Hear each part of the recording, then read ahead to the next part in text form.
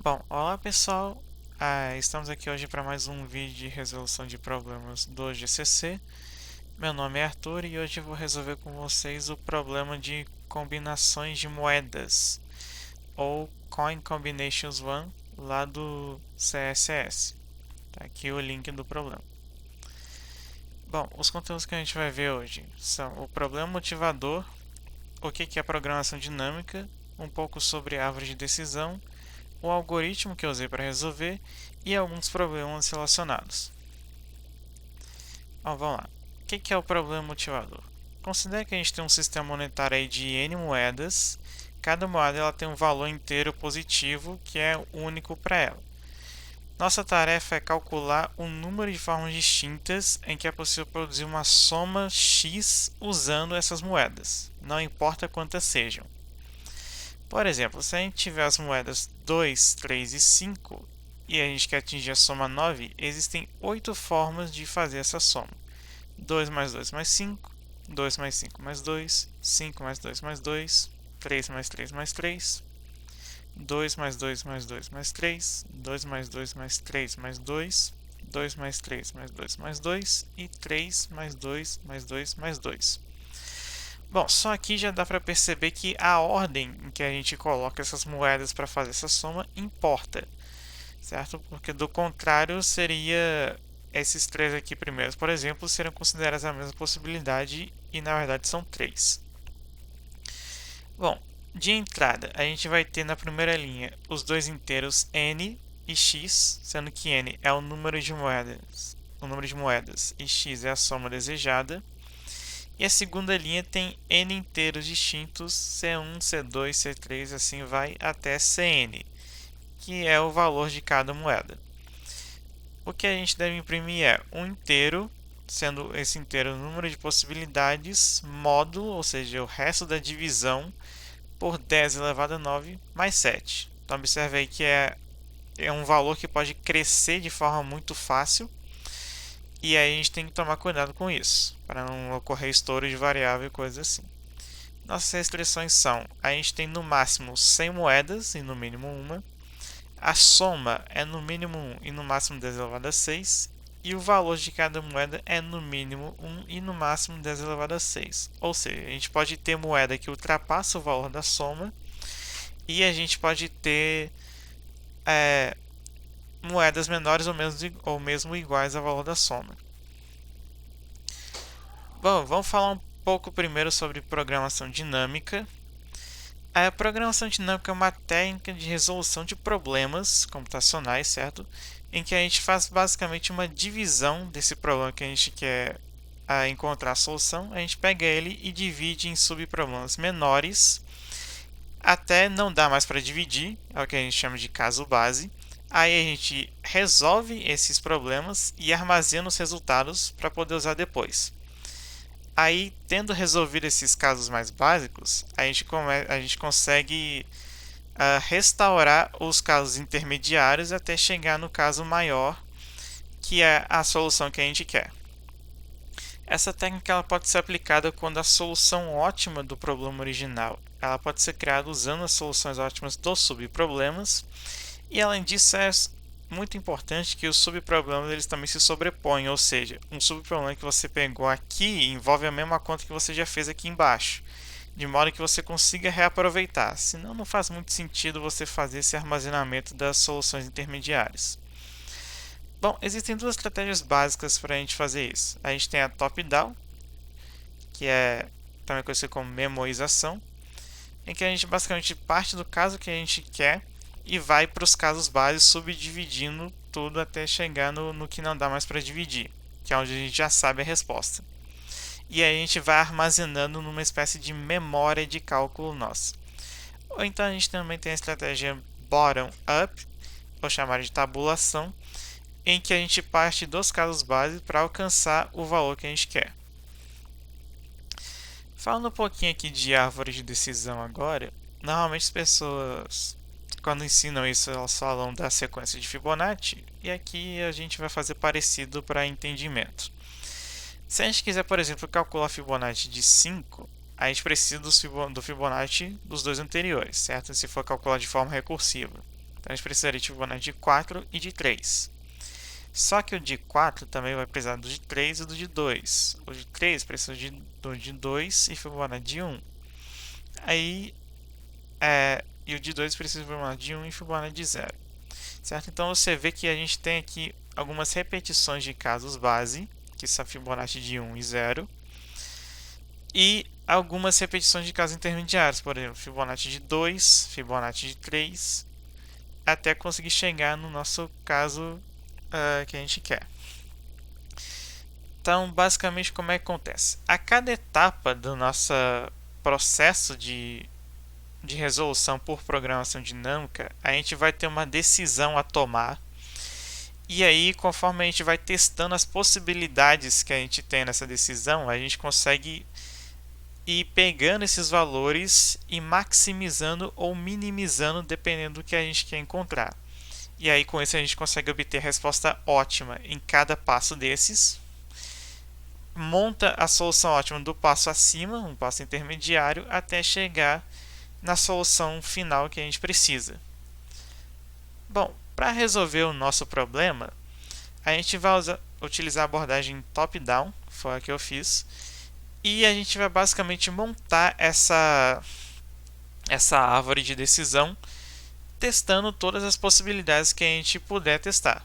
Então, basicamente, a gente vai pegar o valor da soma que a gente quer atingir e vai começar a escolher moedas e subtrair do valor total para ir diminuindo até chegar num caso base que eu consiga saber a resposta. Esse caso base aqui vai ser ou eu chego em zero, que aí a soma deu certinha, ou eu chego em um número negativo, que aí eu acabei ultrapassando a soma na escolha das moedas. E aí, conforme a gente vai montando essa árvore, a ideia é que a gente vai contabilizar os ramos em que a soma deu exatamente igual ao que a gente tinha ao que era desejado, certo? Ou seja, na hora de ir subtraindo, tem que dar exatamente zero. Bom, tendo entendido tudo até agora, vamos para o algoritmo, que eu já deixei pronto aqui. Então aqui, isso foi feito em C++, temos aqui a inclusão da biblioteca para comunicação externa, digamos assim, né, para tela e teclado, entrada e saída. Esse vector aqui vai ser importante porque a gente vai usar para conseguir armazenar as nossas moedas e também as nossas respostas intermediárias.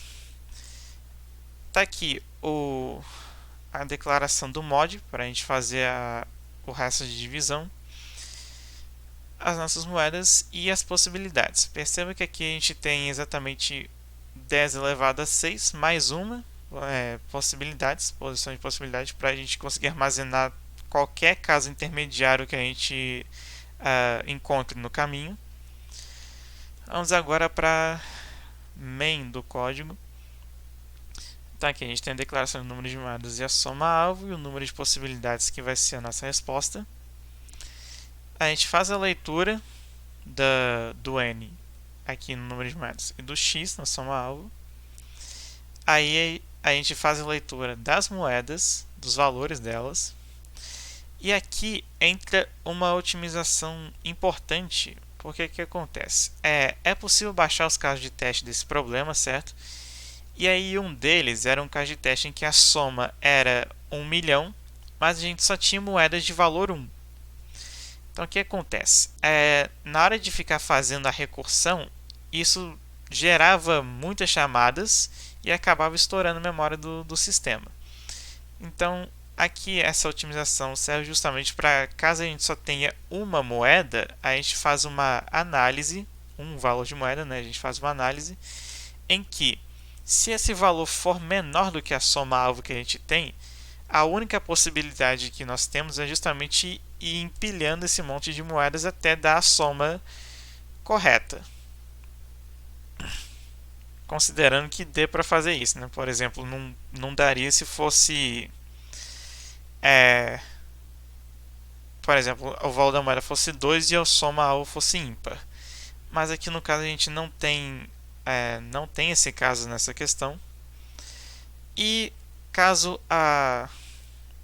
o valor dessa moeda seja maior do que a soma-alvo, aí simplesmente não tem como atingir o valor desejado. Bom, agora a gente cai num caso mais geral, que é nesse else aqui, em que a gente basicamente vai montar a nossa árvore, certo? Então, a cada passo agora, a gente vai primeiro começar pegando uma das moedas, tanto é que a gente vai passar por todas elas aqui nesse for, e aí a gente joga para a nossa função recursiva com o valor já reduzido, e aí a gente vai fazendo essas contas. Você pode perceber que aqui a gente tem um monte de restos de divisão no meio do caminho para não deixar que a variável estoure, mesmo sendo long int. E aqui no final de tudo a gente imprime a nossa resposta. Ok, agora nós vamos para a nossa função recursiva. Basicamente a gente tem dois casos base aqui, como eu tinha falado antes, em que se a soma restante for zero, ou seja, a gente está num ramo em que a soma de todas as malhas escolhidas foi exatamente igual à soma que a gente queria. Então a gente contabiliza esse ramo na nossa resposta retornando 1. Agora, se a soma der menor do que zero, acontece que essa escolha de moedas não foi adequada e aí a gente não pode contabilizar esse ramo. E caso seja maior do que zero, é porque a gente ainda não chegou a gente ainda tem mais opções de moedas para escolher.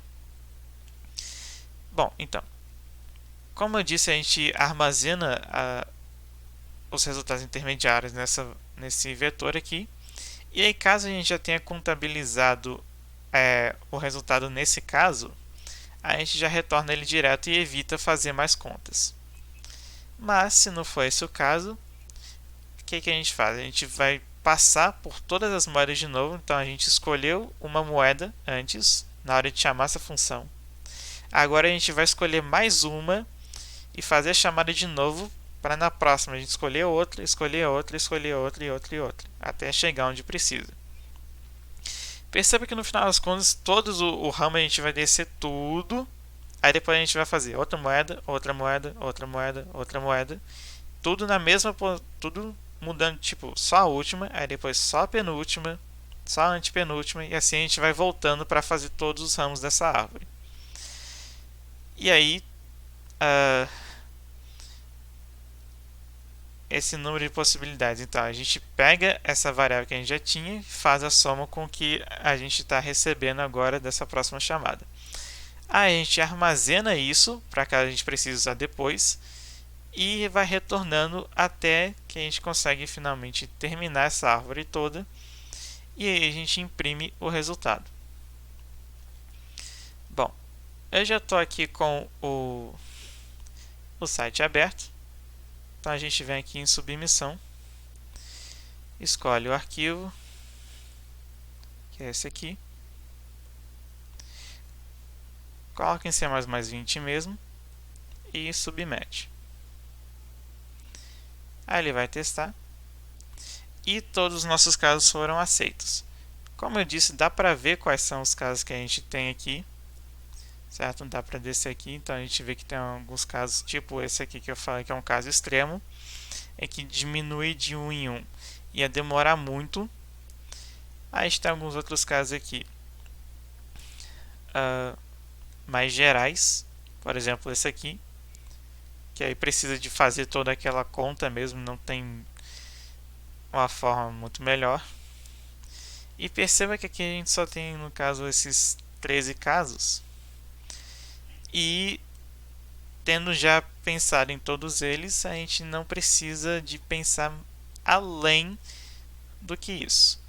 No entanto, como eu disse, se a gente tivesse, por exemplo, uma quantidade de um valor par na moeda, uma só moeda, por exemplo, valor 2, e a nossa soma fosse ímpar, não daria para fazer, mas como não chega até nesse caso, acaba que eu não pensei nisso na hora, mas é uma coisa legal de se colocar. Bom, agora a gente, voltando para o nosso slide aqui para terminar, alguns problemas interessantes de se fazer pensando justamente nessa questão que a gente acabou de resolver. é o Coin Combinations 2, que é muito parecido com esse que a gente fez.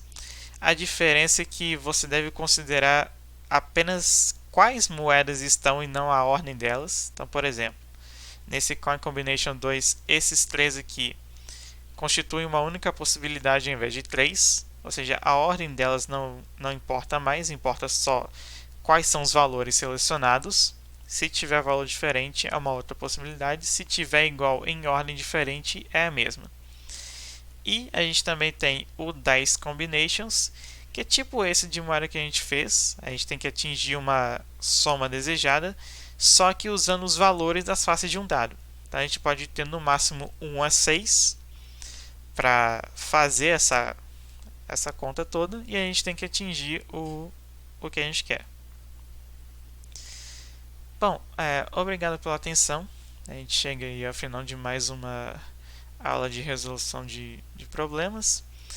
Bom, nessa aula a gente viu o que é o problema de combinações de moedas 1, o que a gente precisa fazer para resolver esse problema. Vimos um pouco de programação dinâmica e árvores de decisão, o funcionamento do código com alguns detalhes de implementação que podem ser melhorados ainda.